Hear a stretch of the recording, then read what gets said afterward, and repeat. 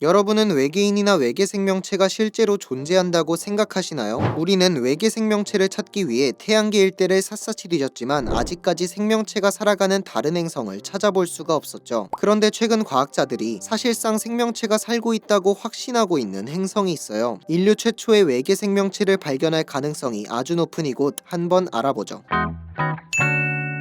자, 오늘의 주인공 행성을 알아보려면 먼저 목성을 소개해야 하는데요. 목성은 가스 행성으로 생명체가 살 수 없으며 내부에는 엄청나게 거대한 금속핵을 가지고 있죠. 지구의 2배에 달하는 중력을 가지고 있기 때문에 수많은 소행성을 거느리기도 하고 4개의 위성까지 지니고 있어요. 바로 이 목성의 위성 중 하나인 유로파가 오늘의 주인공이죠. 자, 지구의 위성 달을 떠올려 볼까요? 대기도 없고 물도 없고 온 세상이 회색빛인 달과 다르게 유로파는 무려 얼음으로 뒤덮여 있는 행성입니다. 회색 돌덩이밖에 없는 거나 죄다 얼음으로 뒤덮인 거나 생명체가 못 사는 건 똑같아 보이기도 하는데요. 유로파의 얼음은 두께가 무려 20km나 되기 때문에 생명체 존재 가능성은 더더욱 없어 보였죠. 하지만 생각을 바꾸게 되는 일이 일어납니다. 미국 나사에서는 허블 망원경을 통해 유로파의 얼음 위로 200km나 되는 수증기 기둥이 뿜어져 나오는 순간을 촬영했고, 이것은 유로파의 두꺼운 얼음층 아래로 바다가 있다는 것을 의미했죠. 유로파의 바다는 지구의 바다보다 무려 2배나 많은 물을 보유하고 있는 것으로 추정되는데요. 때문에 유로파의 가장 깊은 바다는 수심이 무려 100km나 된다고 해요. 지구에서 우주선을 쐈을 때 지구의 중력을 벗어나려면 올라가야 하는 높이가 바로 100km라고 하니 유로파의 바다가 얼마나 깊은지 상상이 가시나요? 또한 얼음 위로 수증기 기둥이 솟구치는 장면을 통해 유로파가 화산 활동이 일어나는 행성이라는 것을 알 수 있죠. 물이 흐르는 바다와 뜨거운 행성 내부, 이 2가지 조건은 생명체가 발생하기 위한 최적의 조건을 갖춘 것이나 마찬가지입니다. 하지만 과연 태양이 없어도 생명체가 살 수 있을까요? 아니, 목성도 태양계의 행성이고 유로파는 목성의 위성인데 태양이 왜 없냐고 생각하시는 분들도 계시겠지만, 태양계는 우리의 생각보다 훨씬 크고 지구는 태양계 행성 중에서 비교적 태양과 엄청나게 가까운 위치에서 공전하고 있다고 하죠. 태양과 멀리 떨어진 목성의 위성인 유로파에게는 태양의 열이 거의 전달되지 않습니다. 표면 온도는 영하 100도에 달한다고 하죠. 과학자들은 옛날부터 지구상의 모든 생명체는 태양에서 오는 에너지를 통해 살아간다고 믿었는데요. 현대에 들어서 태양빛이 전혀 없는 깊은 심해에서도 생명체가 살아간다는 사실을 알아냈죠. 태양빛이나 산소가 부족해도 화산 활동을 통한 열수 분출공에서 생명 활동에 필요한 유기물들을 공급할 수 있기 때문인데요. 유로파는 두꺼운 얼음층이 바다를 보호하고 아래로는 화산 활동이 일어나고 있으니 지구의 심해 물고기와 같은 생명체가 살아가도 이상하지 않다는 거죠. 이렇게 여러 방면에서 생명체가 존재할 가능성과 장점이 많은 유로파, 생명체 존재 가능성이 높다 보니 유로파의 닫힌 생태계를 보호하기 위해 탐사 계획을 중단해야 한다는 목소리도 나왔었는데요. 유로파에 생명체가 있다면 유로파인들에게 지구라는 머나먼 행성에서 온 각종 바이러스나 세균의 면역이 없을 테니 생태계 대멸종이라는 치명적인 결과를 초래할 수 있기 때문이죠.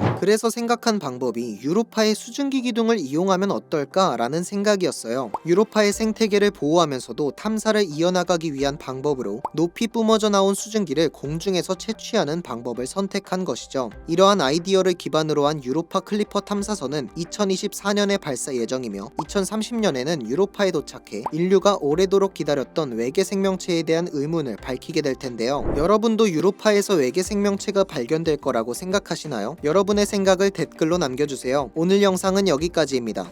인싸스터디였습니다.